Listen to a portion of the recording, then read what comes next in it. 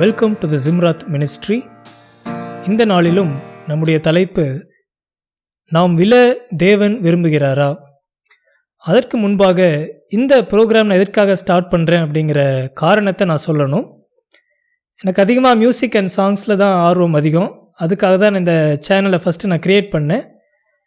கர்த்தருடைய கிருபையினால் 32 பாடல்களுக்கு பாடலும் அதன் பின்னணியும் என்று சாங்ஸோட ஸ்டோரிஸ் பண்ணணும்.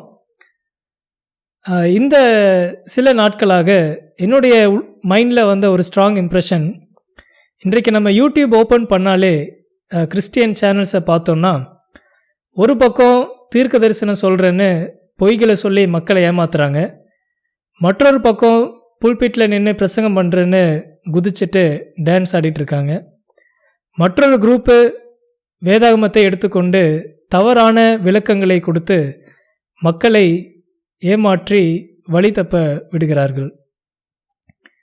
அப்படி இருக்கும் பொழுது நான் எதுக்காக இந்த ப்ரோக்ராம் ஸ்டார்ட் பண்ணுறேன்னா, இவங்க சொல்கிறது தப்பு, இவங்க சொல்கிறது சரி என்று சொல்வதற்காக இதை நான் ஸ்டார்ட் பண்ணல, அல்லது நான் சொல்கிறது மட்டும்தான் கரெக்டு அப்படிங்கிறதுக்காகவும் இதை நான் தொடங்கலை. வேதம் என்ன சொல்லுகிறது? என்னுடைய ஒரே நம்பிக்கை சோலா ஸ்கிரிப்சுரா, வேதாகமம் மட்டுமே. பைபிளில் நம்ம என்ன படிக்கிறோமோ அதை நாம் கீழ்ப்படிய வேண்டும் என்றதை என்னுடைய கருத்து. இந்த மினிஸ்ட்ரிக்கு நீங்கள் சப்போர்ட் பண்ணணும்னு நினச்சிங்கன்னா இந்த ப்ரோக்ராமுக்காக நீங்கள் ப்ரேயர் பண்ணிக்கோங்க. இந்த சேனலுக்கு நீங்கள் சப்ஸ்கிரைப் பண்ணுங்கள். இந்த வீடியோஸ் எல்லாம் லைக் பண்ணும்போது மற்ற சத்தியம் அறியாதவர்களுக்கு போய் சேரும். என்னுடைய பிரதான நோக்கம், we have to reach the unreached. இந்த சத்தியம் போய் சேராதவர்களுக்கு நாம் கொண்டு செல்ல வேண்டும். அதற்காக நீங்கள் ஜெபம் செய்ய வேண்டுமாக நான் கேட்டுக்கொள்கிறேன். ஓகே, இந்த நாளிலும் நம்முடைய தலைப்பு, நாம் விழ தேவன் விரும்புகிறாரா? நம்ம எல்லாருமே நடக்கும்போதோ அல்லது ஓடும்போதோ தடுக்கி விட்டு கீழே விழுந்திருப்போம். அப்படி தடுக்கி விழுவதை நம்ம யாருக்குமே விரும்பாத ஒன்று. கல்லோ அல்லது ஸ்டெப்ஸோ தடுக்கி விடும் பொழுது நம்ம முடிஞ்ச அளவுக்கு நம்ம கீழே விழாமல் இருக்கிறதுக்கு பக்கத்தில் இருக்கிறவங்கள பிடிச்சோ அல்லது பக்கத்தில் இருக்கிற பொருட்களை ஏதோ ஒன்று சப்போர்ட்டுக்கு பிடிச்சோ நம்ம கீழே விழாமல் எந்திரிக்கிறதுக்கு நம்ம முயற்சி செய்வோம். அப்படி விழும்போது இன்னொரு காரியம், நம்முடைய கண்கள் இம்மீடியட்டாக நம்மளை எது தள்ளி விட்டுது அப்படிங்கன்னு பார்க்கறதுக்கு திரும்பும். இது மனித இயல்பு. நம்ம உடனே நம்ம கல் தடுக்கி விட்டுதா அல்லது வேறு ஏதாவது ஒன்றா என்று நம்ம உடனே நம்ம திரும்பி பார்ப்போம். இதை நம்ம மைண்டில் வச்சுக்கலாம். லூக்கா 2ஆம் அதிகாரத்தில் சிமியோன் என்ற தேவ மனிதனை குறித்து நாம் படிக்கிறோம். அவர் நீதியும் தேவ பக்தி உள்ளவனுமாய் இருந்தான் என்று வேதாகமம் சொல்லுகிறது. இஸ்ரவேலின் ஆறுதல் வர காத்திருந்தான் என்று நாம் படிக்கிறோம். இஸ்ரவேலின் ஆறுதல் வர என்பது, இந்த பாவ உலகத்திலிருந்து நம்மை மீட்க மேசியா வருவார், மீட்பர் வருவார் என்று அந்த நாட்களில் ஜெபம் பண்ணி கொண்டிருந்தவங்களில் சிமியோனும் ஒருவர் என்று பார்க்கிறோம். அப்படி அவர் இருக்கும் பொழுது பரிசுத்த ஆவியானவர் மூலமாக அவருக்கு அருளப்படுவது, கர்த்தருடைய கிறிஸ்துவை நீ காணும் முன்பு மரணம் அடைய மாட்டாய் என்ற நிச்சயம் அவருக்கு கொடுக்கப்படுது. அதை நம்பி விசுவாசித்து அவர் ஒவ்வொரு நாளும் கடந்துட்டு வராரு. அன்றைய நாள் அவருடைய வாழ்க்கையில் ஒரு விசேஷத்த நாள். யோசேப்பும் மரியாளும் இயேசுவை எடுத்துக்கொண்டு ஆலயத்திற்கு வர்றாங்க. அப்போ சிமியோன் அவர்களிடம் என்ன சொல்கிறாரு, எப்படி இயேசுவை ஆசீர்வதிக்கிறார் என்கிற குறித்து நாம் லூக்கா 2ஆம் அதிகாரம் வசனம் 32 நாம் படிக்கலாம். உம்முடைய இரட்சணியத்தை என் கண்கள் கண்டது என்றான். அவரை குறித்து சொல்லப்பட்டவைகளுக்காக யோசேப்பும் அவருடைய தாயாலும் ஆச்சரியப்பட்டார்கள். வசனம் 34, பின்னும் சிமியோன் அவர்களை ஆசீர்வதித்து அவருடைய தாயாகிய மரியாளை நோக்கி, இதோ அநேகருடைய இருதய சிந்தனைகள் வெளிப்படத்தக்கதாக இஸ்ரவேலில் அநேகர் விழுகிறதற்கும் எழுந்திருக்கிறதற்கும் விரோதமாக பேசப்படும் அடையாளமாவதற்கும் இவர் நியமிக்கப்பட்டிருக்கிறார். இங்கே நன்றாக நம்ம கவனிக்க வேண்டிய ஒரு வரி, அநேகர் விழுகிறதற்கும் எழுந்திருக்கிறதற்கும் விரோதமாக பேசப்படும் அடையாளமாவதற்கும் இவர் நியமிக்கப்பட்டிருக்கிறார். ஆங்கில வேதாகமத்தில் நம்ம படிக்கும் பொழுது, this child is set for the fall and rising of many என்று படிக்கிறோம். மற்றொரு டிரான்ஸ்லேஷனில் this child is set or appointed for the fall and rising of many என்று கொடுக்கப்பட்டிருக்கு. இங்கே நியமிக்கப்பட்டிருக்கிறார் என்கிறதுக்கு வேறு வார்த்தைகளை நம்ம உபயோகித்தோம்னா வைக்கப்பட்டிருக்கிறார் என்று சொல்லலாம், அல்லது ஏற்படுத்தப்பட்டார் என்று கூட நம்ம சொல்லலாம். அப்படிங்கும்போது நமக்கு இங்கே வர கேள்வி, எதற்காக தேவன் அநேகர் விழுகிறதற்கும் எழுந்திருக்கிறதற்கும் இயேசுவை நியமிக்கணும்? இந்த ஒரு கேள்வி நம்ம எல்லாத்துக்கும் இதை நாம் படிக்கும் பொழுது நமக்கு வரும். இதற்கான பதிலை பரிசுத்த ஆவியானவர் வேதாகமத்தில் பல இடங்களில் பதிவு செய்கிறாரு. அதை இன்றை நாம் படிக்க போகிறோம். முதலாவதாக ஏசாயா 8ஆம் அதிகாரம் வசனம் 14 வசனம் 15. அவர் உங்களுக்கு பரிசுத்த ஸ்தலமாயிருப்பார், ஆகிலும் இஸ்ரவேலின் 2 கோத்திரத்துக்கும் தடுக்கலின் கல்லும் இடறுதலின் கண்மலையும் எருசலேமின் குடிகளுக்கு சுருக்கும் கண்ணியுமாயிருப்பார். வசனம் 15. அவர்களில் அநேகர் இடறி விழுந்து நொறுங்கி சிக்குண்டு பிடிபடுவார்கள். இந்த வசனத்தில் பார்க்குறோம், அவர் தடுக்கலின் கல்லும் இடறுதலின் கண்மலையுமாயிருப்பார் என்று ஏசாயா குறிப்பிடுகிறாரு. வசனம் 15 மிக முக்கியமான ஒரு வசனம். அவர்களில் அநேகர், இங்கே 5 படிகளை நம்ம பார்க்க முடியுது. இடறி விழுந்து நொறுங்கி சிக்குண்டு பிடிபடுவார்கள். இந்த 5 படிகளும் ஒவ்வொரு கிறிஸ்தவனுடைய வாழ்க்கையிலும் வெளிப்படுகிறது. இந்த 5 படிகளின் அனுபவம் ஒவ்வொரு கிறிஸ்தவனுடைய வாழ்க்கையிலும் காணப்படுகிறது என்று நாம் பார்க்குறோம். இன்றைக்கு இந்த 5 படிகளையும் நம்ம ஒவ்வொன்றாக பார்க்க போகிறோம். முதலாவதாக இடறி. 1 பேதுருவின் புஸ்தகம் 2ஆம் அதிகாரம் வசனம் 6-7 படிக்கிறேன். இதோ தெரிந்து கொள்ளப்பட்டதும் விலையேற பெற்றதுமாயிருக்கிற மூளைக்கல்லை சியோனில் வைக்கிறேன், அதன் மேல் விசுவாசமாயிருக்கிறவன் வெட்கப்படுவதில்லை. வசனம் 7. ஆகையால் விசுவாசிக்கிற உங்களுக்கு அது விலையேற பெற்றது. கீழ்ப்படியாமல் இருக்கிறவர்களுக்கோ வீட்டை கட்டுகிறவர்களால் தள்ளப்பட்ட பிரதான மூளைக்கல் ஆகிய அந்த கல் இடறுதற்கேதுவான கல்லும் விழுதற்கேதுவான கண்மலையும் ஆயிற்று. இங்கே நல்ல செய்தியும் இருக்குது, ஒரு கெட்ட செய்தியும் இருக்குது. விசுவாசிக்கிறவர்களுக்கு அல்லது கீழ்ப்படுகிறவர்களுக்கு அந்த கல் விலையேற பெற்றது என்று படிக்கிறோம். For those who believe this stone is a precious stone என்று பார்க்கிறோம்.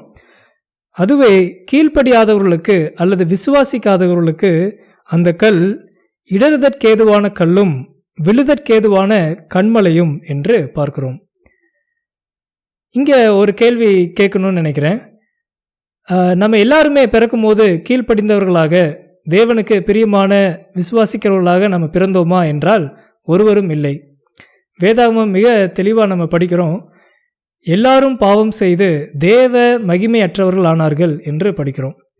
அப்படிங்கும் பொழுது தேவன் இயேசுவை எதற்காக நியமிக்கிறார் என்றால் கீழ்ப்படியாதவர்கள் இடறி விழுவதற்காக நியமிக்கிறார். ஏன் கீழ்ப்படியாதவர்கள் இடறி விழ வேண்டும் என்ற கேள்வி அடுத்து நமக்கு எழும். அதற்கான பதில் ஏசாயா 59ஆம் அதிகாரம் வசனம் 3 வசனம் 7. முதலாவதாக வசனம் 3 நாம் படிக்கலாம்.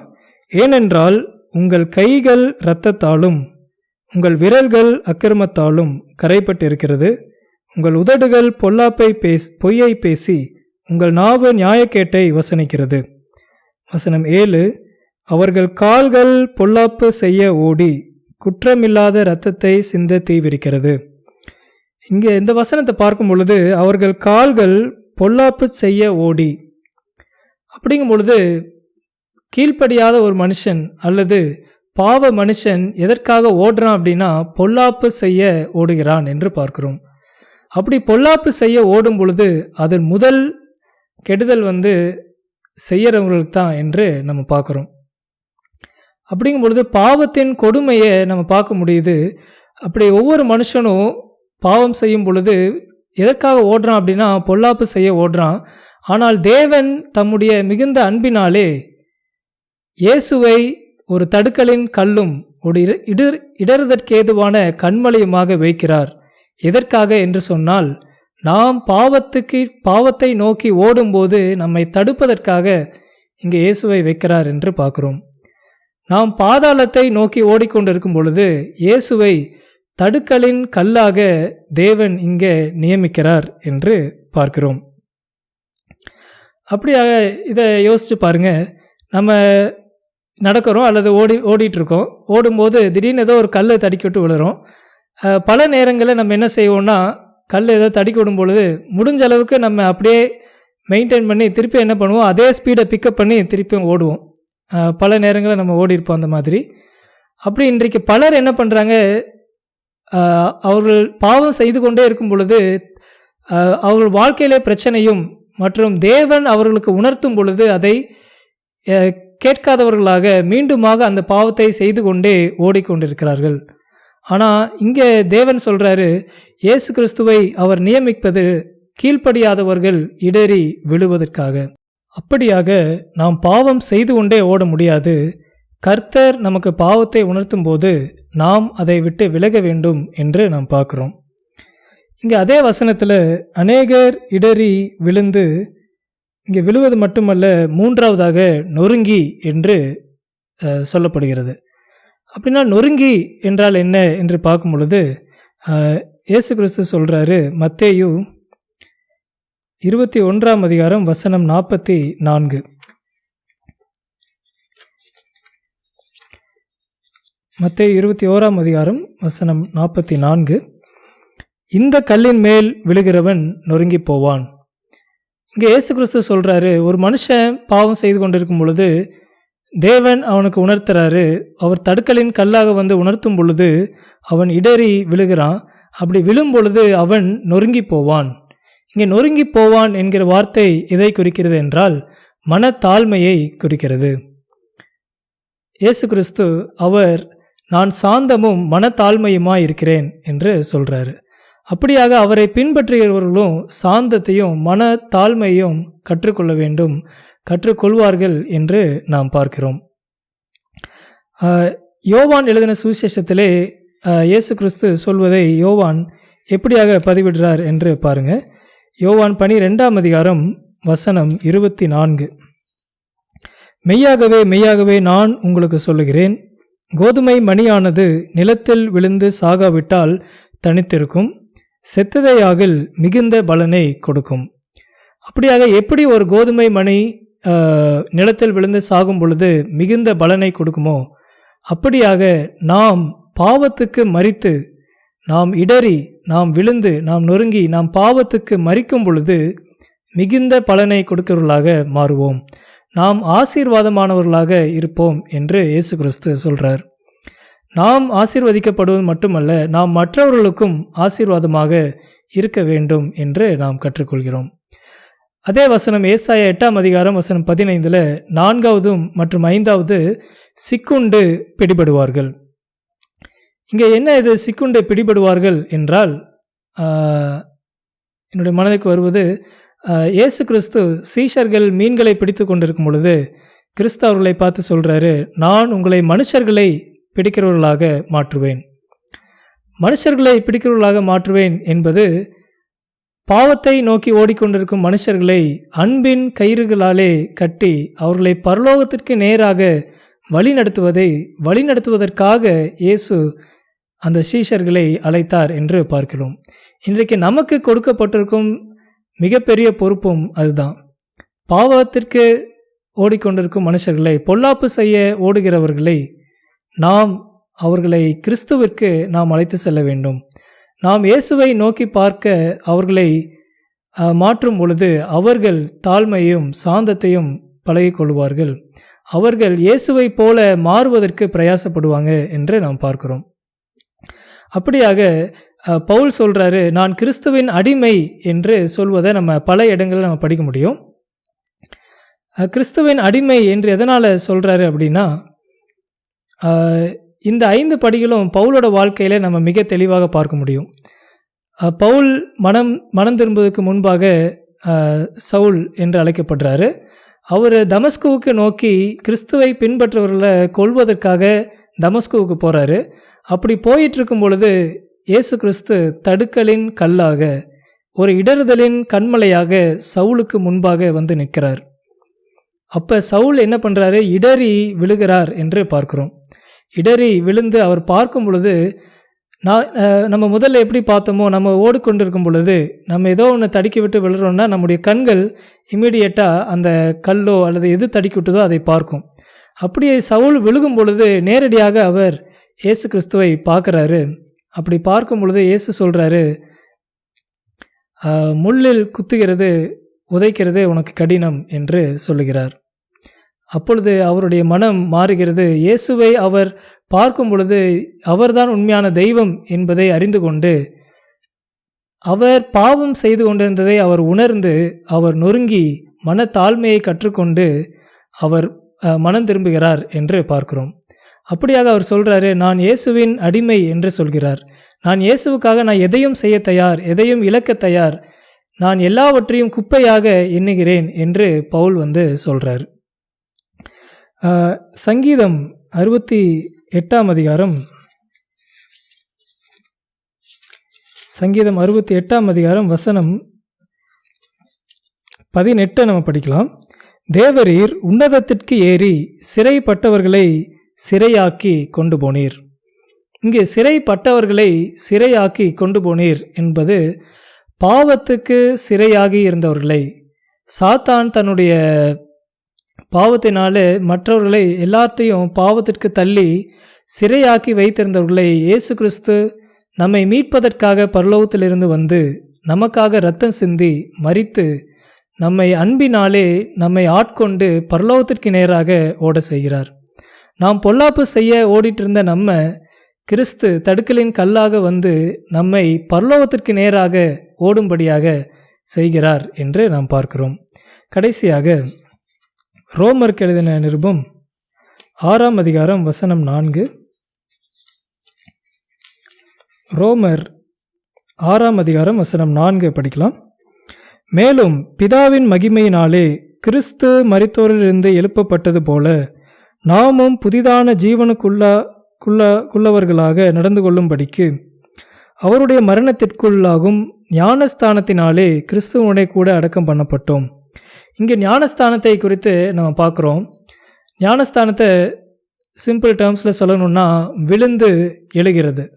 நம்ம ஏசாயா 8ஆம் அதிகாரம் வசனம் 15 படித்தது போல விழுந்து எழுகிறது. நாம் பாவத்திற்கு மரித்து மீண்டுமாக நாம் எழுகிறது என்று பார்க்கிறோம். நாம் நீதிக்காக ஜீவனுக்காக நாம் உயிர்த்தெழுவது என்று பார்க்கிறோம். எப்படி கிறிஸ்து மரித்து 3ஆம் நாளிலே உயிர்த்தெழுந்தாரோ அப்படியாக நாம் நம்முடைய பாவத்திற்காக மரித்து நாம் மீண்டுமாக நாம் ஜீவனுக்கென்று உயிர்த்தெழுவது தான் ஞானஸ்தானம் என்று பார்க்கிறோம். ஆகவே தேவன் அநேகர் விழுவதற்காகவும் எழுந்திருக்கிறதற்காகவும் இயேசுவை நியமித்தார் என்ற வசனம் எதை குறிக்கிறது என்றால், நாம் பாவத்திற்கு ஓடிக்கொண்டிருந்த நம்மை தடுக்கலின் கல்லாக இடறுதலின் கண்மலையாக இயேசு கிறிஸ்து வந்து நம்மை பாவத்திற்கு ஓடிக்கொண்டிருந்த நம்மை, பாதாளத்திற்கு ஓடிக்கொண்டிருந்த நம்மை பரலோகத்திற்கு நேராக வழிநடத்துகிறார் என்று பார்க்கிறோம். அதற்காக தான் தேவன் இயேசுவை நியமிக்கிறார். அப்படியாக யோசித்து பாருங்க, இன்றைக்கு என்னுடைய வாழ்க்கையும் உங்களுடைய வாழ்க்கையும், இன்றைக்கு இயேசு நம்முடைய வாழ்க்கையில் ஒரு தடுக்கலின் கல்லாக ஒரு இடறுதலின் கண்மலையாக வரவில்லை என்று சொன்னால் நாம் இன்றைக்கு எங்கே ஓடிக்கொண்டிருப்போம்? நம்முடைய வாழ்க்கை எதை நோக்கி ஓடிக்கொண்டிருக்கும்? நாம் ஒவ்வொருவரும் பாதாளத்தை தான் நோக்கி ஓடிக்கொண்டிருப்போம், பொல்லாப்பை செய்ய ஓடிக்கொண்டிருப்போம் என்று பார்க்கிறோம்.